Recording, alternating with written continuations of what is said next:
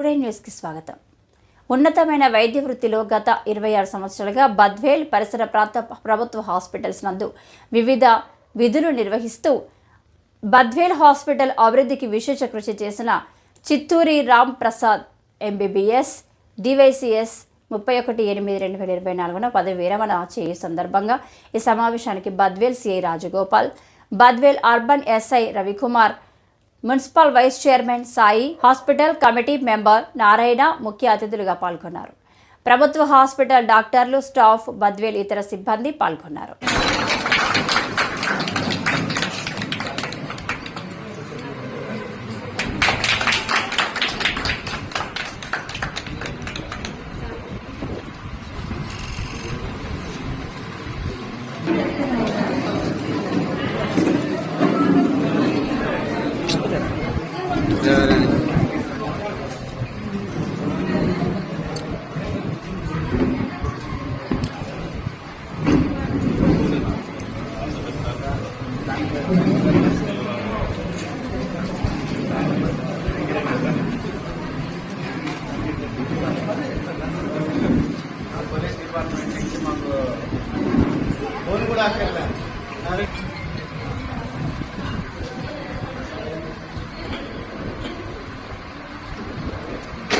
ఏదో ఉన్నప్పుడు మా డాక్టర్స్ నా దగ్గరకు వచ్చి నాకు కేక్ కట్ చేయించి, ఎందుకంటే considered me as a teacher ఎంత ఒకసారి ఆలోచించారు.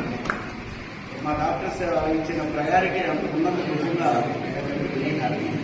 కాబట్టి ఈ రోజు కూడా ప్రతి డాక్టర్ని బద్వేల్ కాన్స్టిట్యున్సీకి ఏ యాంగిల్లో కూడా ఇబ్బంది మెడికల్ పరంగా రాకూడదని చెప్పని అది కూడా నేర్పించారు.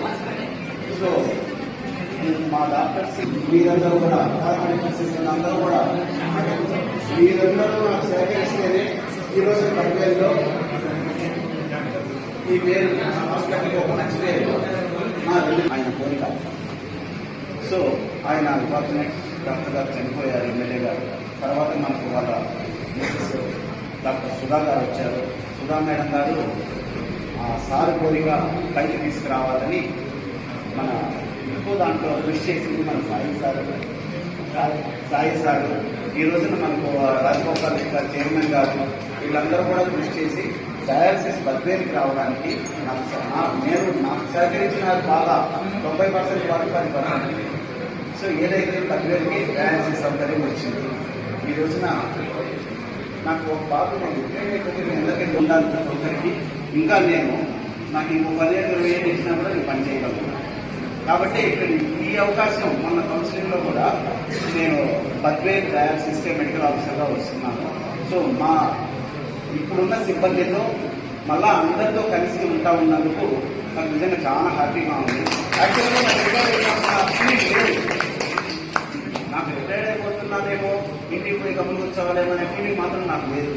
మళ్ళా మా డాక్టర్స్, మా స్టాఫ్, మా సిబ్బందితోనే కలిసి ఉంటున్నాను కదా అన్న సంతోషం నన్ను చాలా హ్యాపీగా ఉంచుతా ఉంది. ఇప్పటి వరకు ఎలా సంతోషం ఇది ఇచ్చారో అలాంటి ఆపరేషను మా సిబ్బంది అందరూ నాకు అలాగే ఇవ్వాలని చెప్పని, నన్ను కూడా మీరు ఒకరిగానే చూసుకోవాలని చెప్పని ఈ సభాముఖంగా తెలియజేస్తున్నాను.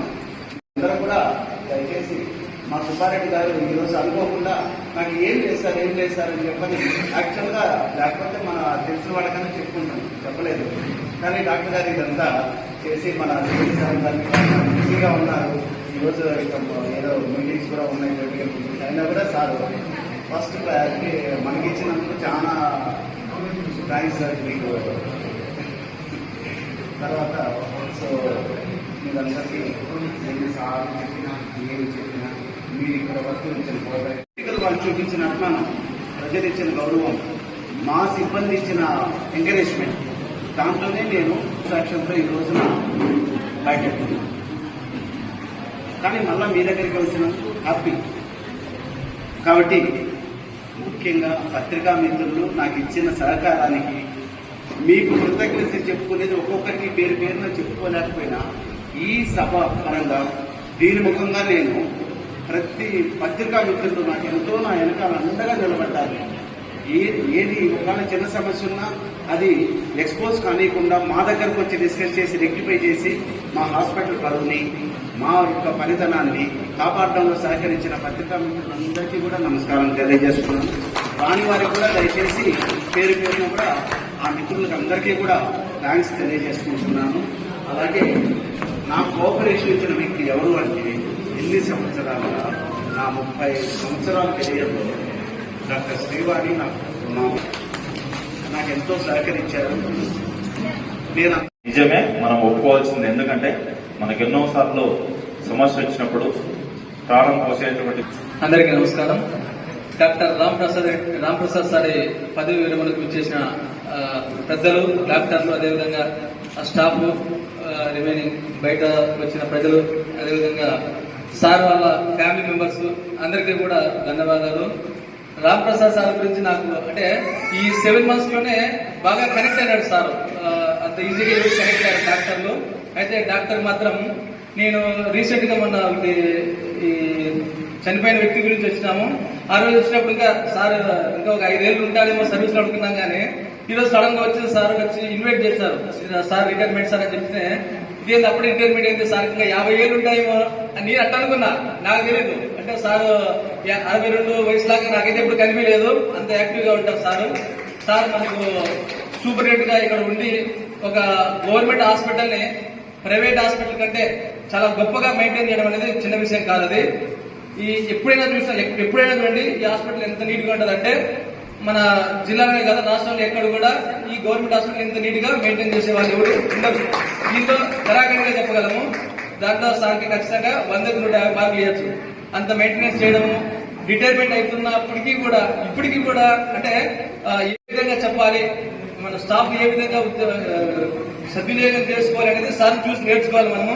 అదేవిధంగా ఇప్పుడు ఉన్న మన డాక్టర్లు కూడా నెక్స్ట్ వచ్చే వాళ్ళు కూడా ఇదే విధంగా సార్ ఏ విధంగా అయితే దాన్ని టెంపో మెయింటైన్ చేస్తాడో అదే విధంగా మన హాస్పిటల్ ని మెయింటైన్ చేయాలని కోరుకుంటున్నాము. అదేవిధంగా మనకు సార్ డయాలసిస్ సెంటర్ కి ఇన్ఛార్జ్ గా ఉన్నారు. అయితే రిటైర్మెంట్ అయినప్పటికీ కూడా మనకు సార్ అందుబాటులోనే ఉంటాడు. అదొక సంతోషించదగ్గ విషయము. సార్ మీరు నెక్స్ట్ కూడా మాకు అందుబాటులో ఉండి ఏదైనా ప్రైవేట్ క్లినిక్ పెట్టినా కూడా మేము అందుబాటులో ఉంటాం సార్. ఖచ్చితంగా మీరు మీ సేవల్ని ఇదే విధంగా కొనసాగించాలని కోరుకుంటున్నాం సార్. అట్లనే మీ రిటైర్మెంట్ జీవితం అంతా కూడా మీ మనవళ్ళు, మనవరాళ్ళు, అదేవిధంగా ఫ్యామిలీతో స్పెండ్ చేయాలని చెప్పి కోరుకుంటూ సెలవు తీసుకుంటున్నాం సార్. Thank you sir. అందరికీ నా ధన్యవాదాలు. ముఖ్యంగా రాంప్రసాద్ డాక్టర్ గురించి చెప్పాలంటే ఆయన గవర్నమెంట్ సర్వీస్ అంటే ప్రాణంతో సమానం. ఆయన ప్రైవేట్ కన్నా గవర్నమెంట్ లో చేరాలని చాలా చాలా ఇష్టపడేవాడు. ఆయనకి నాకు ఫస్ట్ లో ఉద్యోగం వచ్చింది, గవర్నమెంట్ జాబ్ చేశాను. తనకి జాబ్ లేదు, గవర్నమెంట్ జాబ్. తను డిఎంఎస్ఓ గారి దగ్గరికి వెళ్ళి నేను సర్వీస్ చేస్తానని చెప్పి ఉచితంగా గవర్నమెంట్ ప్రోగ్రామ్స్ కంతా అటెండ్ అయ్యి సక్సెస్ఫుల్ గా అప్పుడు కూడా ఏమీ డబ్బులు లేకుండా జీతం లేకుండా తనే ఖర్చు పెట్టుకుని విలేజెస్ అన్ని తిరిగి మోటివేషన్ చేసి క్యాంపులు నిర్వహించేవాడు. తనకి అంత ఇష్టం తనకి గవర్నమెంట్ సర్వీస్ అంటే. అంతేకాకుండా తనకి ముఖ్యంగా తన జీవితంలో తనకి క్రమశిక్షణ అనేది చాలా ఇష్టం. అంతేకాదు సమయ పాలన, సమయం అంటే సమయం అంతే. ఎటువంటిదైనా కూడా ఆ సమయానికి ఖచ్చితంగా వృత్తిలోనికి ఉద్యోగంలోకి వెళ్ళాలనేది. అతనికి కోపం అనేది కొంచెం వ్యక్తివే కానీ కోపం వెనకాల చాలా ప్రేమ ఉంటుంది. అది అందరూ అర్థం చేసుకోరు. ఎందుకంటే అందరూ సర్దిద్దానికి క్రమశిక్షణలో పెట్టడానికి తన కోపం ప్రదర్శించవచ్చు, కానీ దాని వెనక ఎంతో ప్రేమ ఉంటుంది తనకి. అది మీరందరూ అర్థం చేసుకుని మీరెవరు కొంచెం ఆలోచిస్తారని భావిస్తున్నాను. అంతేకాదు తను శ్రీకోటంలో తన సర్వీస్